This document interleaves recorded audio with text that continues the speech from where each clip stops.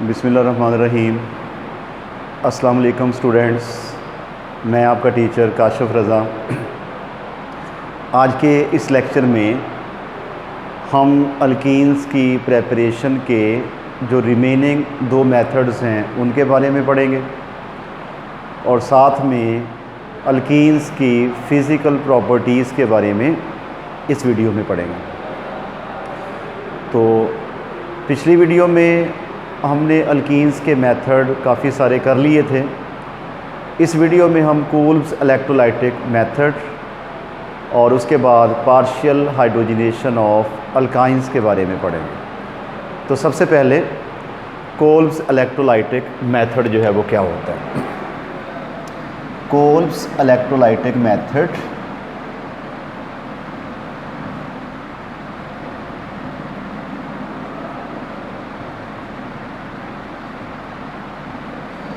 For alkenes के alkenes की preparation में कूल्ब्स इलेक्ट्रोलाइटिक मेथड। पिछली वीडियो में भी हमने पढ़ा कि जो सेल होते हैं वो दो तरह के होते हैं, एक इलेक्ट्रोलाइटिक और एक होता है वोलेटिक सेल। इलेक्ट्रोलाइटिक सेल ऐसा सेल होता है कि जिसमें किसी भी केमिकल रिएक्शन के स्टार्ट करवाने के लिए या प्रोसीड करने के लिए हमें उसको इलेक्ट्रिक करंट देना पड़ता है, जबकि जो वोलेटिक या गैल्वेनिक सेल होता है उसमें केमिकल रिएक्शंस के नतीजे में इलेक्ट्रिक करंट जो है वो प्रोड्यूस होता है। तो यहाँ पे हम इलेक्ट्रोलाइटिक सेल जो है बोलेंगे, ठीक है। तो इलेक्ट्रोलाइटिक सेल में दो कंपार्टमेंट होते हैं, दो जो हैं वो इसमें इलेक्ट्रोड्स होते हैं। एक को हम बोलते हैं कैथोड और एक को जो है वो एनोड बोलते हैं। जो नेगेटिव, जिसका कनेक्शन टर्मिनल का बैटरी के नेगेटिव टर्मिनल से हो वो कैथोड होता है और जिसका जो है वो बैटरी के पॉजिटिव टर्मिनल से हो वो एनोड होता है, ठीक है। तो अब हमने अल्काइन के लिए जो हमारा रिएजेंट है वो है जी डाइसोडियम सक्सिनेट। ये आपके पास आ गया डाइसोडियम सक्सिनेट। तो डाइसोडियम सक्सिनेट को सबसे पहले हम इस सेल के अंदर वाटर में डिज़ोल्व करेंगे, ठीक है। तो वाटर में जब डिज़ोल्व करेंगे, ये वाला जो आपके पास डाइसोडियम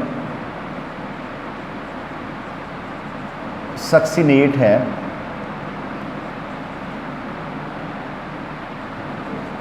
ये एक आयनिक कंपाउंड है। डाइसोडियम सक्सिनेट जो है ये एक आयनिक कंपाउंड है और आयनिक कंपाउंड्स को जब भी हम वाटर में डिज़ोल्व करते हैं तो वो अपने आयंस में कन्वर्ट हो जाता है।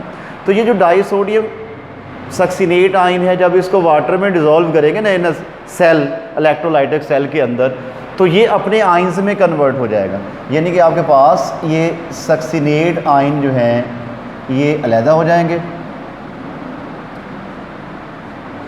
और उसके बाद सोडियम आयंस जो हैं ये अलहदा हो जाएंगे। सबसे पहले स्टेप में क्या होगी, जो आपके पास डाइसोडियम सक्सिनेट आयन है उसकी आयोनाइजेशन होगी। अच्छा, जब बैटरी एक्शन में आएगी इस सेल के अंदर, ये वाले जो डाइसोडियम सक्सिनेट आयन हैं they will migrate towards the positive terminal of the battery which is said to be a anode। तो ये जो डाइसोडियम सक्सिनेट आयन है CH2 और उसके बाद ये C डबल बॉन्ड O और O negative, C double bond O और O negative, they will migrate towards the anode because anode has a positive charge। कि एनोड के ऊपर कौन सा चार्ज है, पॉजिटिव चार्ज है।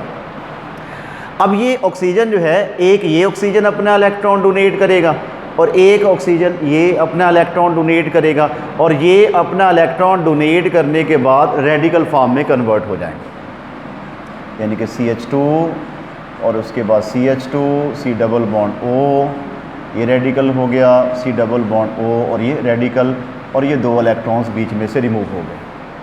अब इलेक्ट्रॉन्स का रिमूव होना जो है ये होता है ऑक्सीडेशन। तो एनोड पे जो सक्सिनेट आयन थे इनकी होगी क्या, ऑक्सीडेशन जो है वो हो गई। ठीक है। अच्छा, उसके बाद ये निकलने वाले जो इलेक्ट्रॉन्स हैं ये क्या करेंगे, ये वाटर की कर देंगे रिडक्शन। ठीक है, वाटर की कर देंगे क्या, रिडक्शन जो है वो कर देंगे। ठीक है, और रिडक्शन हमेशा हुआ करती है कैथोड के ऊपर। रिडक्शन क्या होता है, एडिशन ऑफ इलेक्ट्रॉन्स। ठीक है, तो आपके पास बन जाएंगे OH नेगेटिव आइंस और प्लस H2 बन जाएगा। अब पहले स्टेप में आपके पास बने थे सोडियम आइन और इस स्टेप में आपके पास बन गए हैं OH नेगेटिव आइंस। ये जो सोडियम आइंस हैं ये OH नेगेटिव आइंस के साथ कंबाइन होके बना देंगे सोडियम हाइड्रोक्साइड। ठीक हो गया। अच्छा, उसके बाद ही इनकी हम बात कर लेते हैं कि इस ऑक्सीजन ने इलेक्ट्रॉन डोनेट किया और इस ऑक्सीजन के ऊपर चार्ज ख़त्म हो गया और ये बन गया रेडिकल। रेडिकल होता है कि अगर एलिमेंट्स के ऊपर चार्ज कोई ना हो लेकिन डेफिशिएंसी ऑफ इलेक्ट्रॉन्स उसमें मौजूद रहे।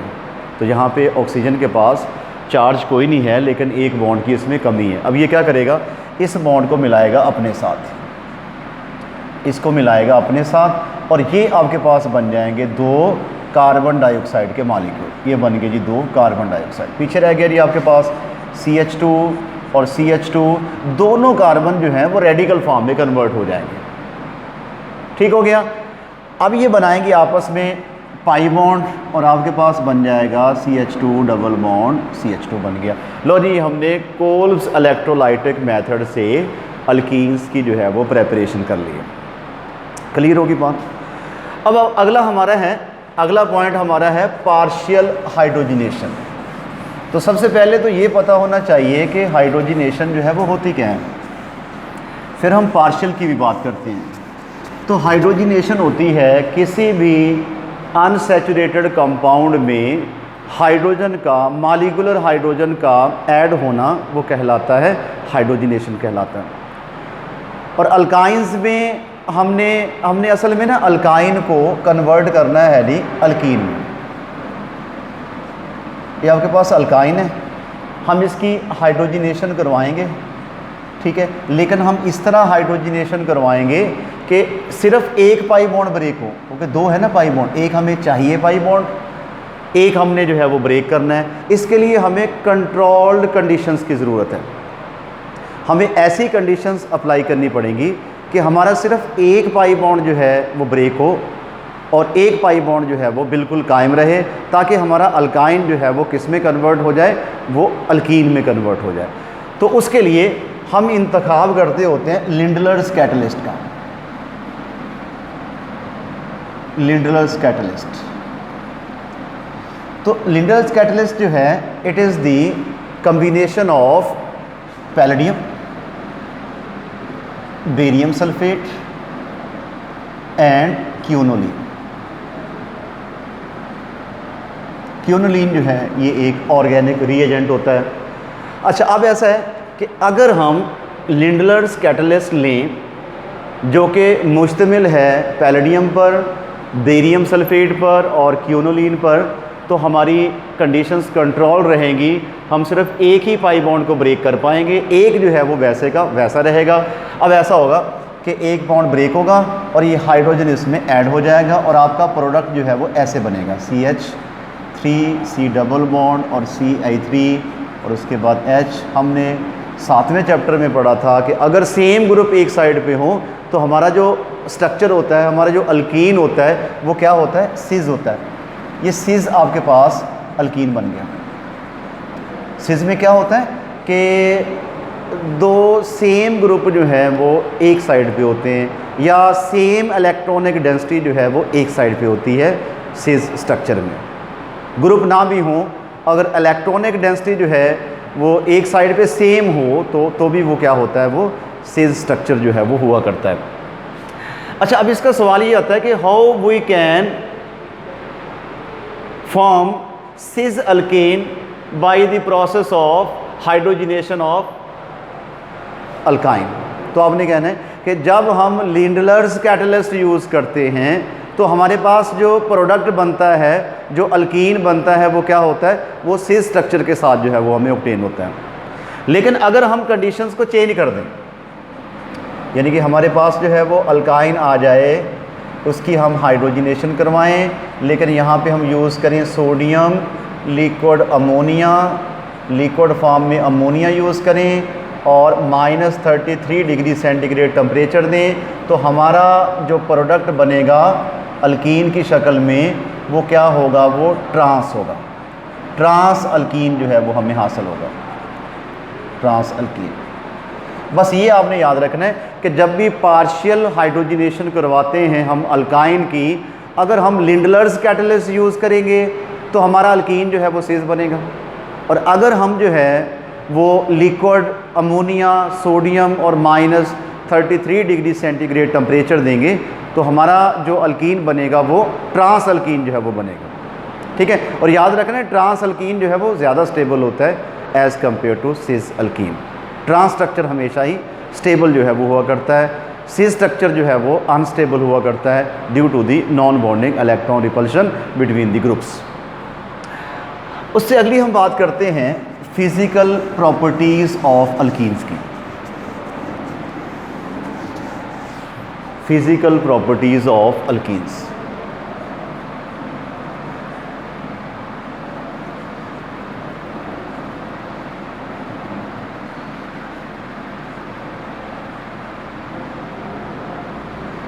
अच्छा, जो अल्कीन्स के पहले 3 मेंबर्स हैं ना, मसलन आपके पास हो गया इथीन, उसके बाद प्रोपीन और उसके बाद ब्यूटीन। जो फर्स्ट 3 मेंबर्स हैं अल्कीन्स के वो कलरलेस एंड ऑर्डरलेस गैसेस होते हैं, और 3 से आगे 17 तक जो हैं वो कलरलेस एंड ऑर्डरलेस लिक्विड्स होते हैं, और 17 से ऑनवर्ड जो हैं वो वैक्सी सॉलिड्स होते हैं, पर परफेक्ट सॉलिड भी जो है वो आगे हो जाते हैं। जैसे जैसे नंबर ऑफ कार्बन एटम्स बढ़ेंगे फेज शिफ्टिंग जो है वो बढ़ती जाएगी, क्योंकि नंबर ऑफ कार्बन एटम्स के बढ़ने से इनके अंदर जो है वो अट्रैक्टिव फोर्सेस, लंडन फोर्सेस जो हैं वो बढ़ना शुरू हो जाती हैं, जिसकी वजह से फेज शिफ्टिंग गैसेस से लिक्विड, लिक्विड से ये सॉलिड में जो है वो कन्वर्ट हो जाएंगे। और दूसरे नंबर पे बात ये है कि इनसॉल्युबल इन वाटर, ये जो अल्कीन्स हैं ये वाटर में हल नहीं होती, जबकि इथाइल अल्कोहल में या अल्कोहल्स में ये हल हो जाती हैं। ठीक है, यानी कि insoluble in water but soluble in alcohol.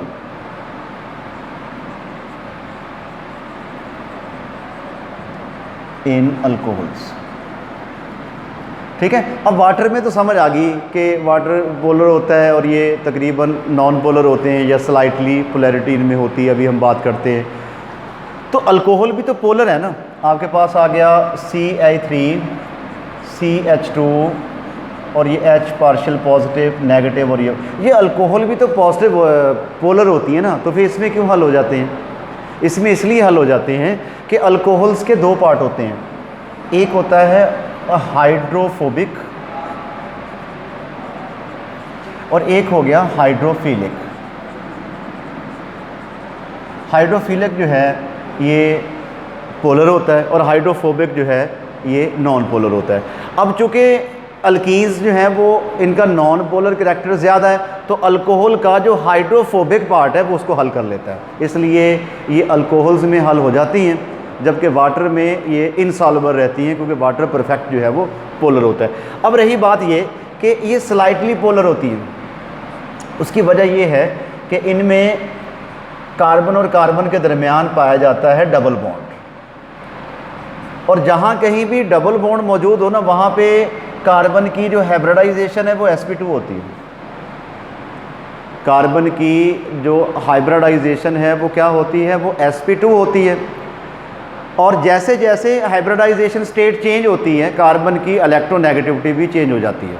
मसलन अगर इसकी इलेक्ट्रोनेगेटिविटी का ऑर्डर देखा जाए तो sp हाइब्रिडाइज कार्बन जो है वो सबसे ज़्यादा इलेक्ट्रोनेगेटिव होगी as compare to sp2 hybridized, as compare to sp3 hybridize. यानी कि बताने का मकसद ये है कि sp हाइब्रिडाइज कार्बन जो है उसकी इलेक्ट्रोनेगेटिविटी ज़्यादा होती है एज़ कम्पेयर टू sp2, और sp2 की ज़्यादा होती है एज़ कम्पेयर टू sp3। ठीक है। उसकी वजह जैसे जैसे एस करैक्टर जो है वो बढ़ेगा, इलेक्ट्रोनेगेटिविटी जो है वो कार्बन की वो बढ़ना शुरू हो जाएगी। मसलन यहाँ पे कार्बन का जो एस करैक्टर है वो 50% है, यहाँ पे sp2 में जो एस करैक्टर है वो 33.3% है, जबकि sp3 में 25% है। तो sp2 हाइब्रिडाइजेशन में एस करैक्टर के बढ़ने की वजह से इस कार्बन की इलेक्ट्रोनेगेटिविटी थोड़ी सी ज़्यादा हो जाती है as compare to that carbon which is sp3 hybridized. इसलिए ये स्लाइटली पोलर हो जाता है। कार्बन जो है वो क्या हो जाता है, वो स्लाइटली पोलर हो जाता है, यानी कार्बन और हाइड्रोजन का बॉन्ड जो है वो स्लाइटली पोलर हो जाता है। इतना ज़्यादा भी नहीं कि वो परमानेंट पोलर बन जाए, लेकिन स्लाइटली पोलैरिटी आ जाती है sp2 हाइब्रिडाइजेशन की वजह से। आज के हमारे लेक्चर में इतना ही था। नेक्स्ट में जो है वो हम अल्कीन्स के रिएक्शंस के बारे में इंशाल्लाह बहुत ज़्यादा डिटेल में पढ़ेंगे। ठीक है, उस वक़्त तक के लिए अल्लाह हाफ़िज़।